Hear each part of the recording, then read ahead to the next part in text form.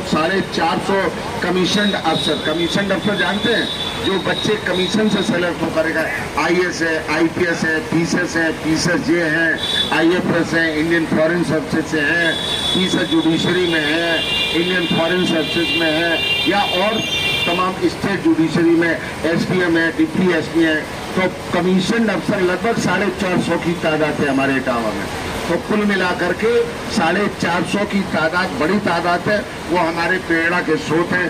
बाबा साहब परम सद्य हमारे प्रेरणा के स्रोत हैं। हम बहुत कुछ सीख सकते हैं। आज तो हम लोग इंटरनेट की दुनिया में, आज लाइब्रेरी हैं, आज ढेर सारी पुस्तकें हैं, आज मोबाइल फोन पे आप जो गूगल पे सर्च करना चाहें। पर अब अपेक्षा करिएगा, आप सोचिएगा उस जमाने में जब बाबा साहब डॉक्टर भीमराव अम्बेडकर हुआ करते थे, तब मात्र पुस्तकें थी। और बाबा साहब का सबसे बड़ा, भारत का सबसे बड़ा पुस्तकालय बाबा साहब डॉक्टर भीमराव अम्बेडकर का हुआ करता था, जिनको सिंबल ऑफ द नॉलेज कहा जाता है, भारत रत्न कहा जाता है।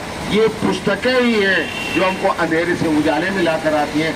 हम सब एक ही समाज से निकल करके यहाँ तक आए हैं। हम सब आज जहाँ पे भी पहुँचे हैं, बातें चाहे कोई कितना कर ले, बाबा साहब भीमराव अम्बेडकर की वजह से पहुंचे हैं। और पुस्तकों और किताब, क्योंकि उनका 2 ही मंत्र था, शिक्षित बनो। अगर शिक्षित बन जाओगे तो आप संगठित हो जाओगे। ऐसे नहीं हवा में बाबा साहब ने कहा था कि शिक्षित बनो, शिक्षित बन जाओगे तो संगठित हो जाओगे। अगर शिक्षित नहीं बन पाओगे तो कोई भी आपसे आकर के बरगला करके चला जाएगा, ये करो वो करो, तुम चमार हो, तुम गोरी हो, तुम जाटा हो, तुम धानव हो, तुम फलाने हो, तुम दिमाग हो, तुम पासी हो, तुम ये हो वो हो, ऐसे कह के बंटवारा करके चला जाएगा।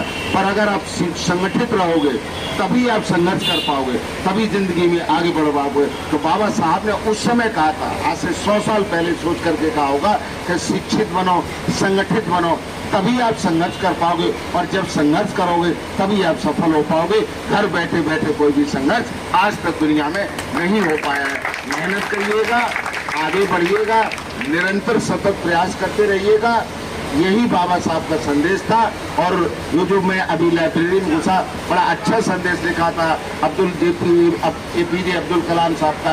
तो उन्होंने लिखा है कि सपने वो नहीं होते जो नींद में आते हैं, सपने वो नहीं होते हैं जो नींद में आते हैं, सपने वो होते हैं जिनके कारण से नींद नहीं आती है। अपने को इतना उद्देश्य अपना निर्धारित करके करिएगा, अपना टारगेट इतना फिक्स करके करिएगा कि वो जो भी आप टारगेट निर्धारित करें उसको आप जरूर हासिल करें।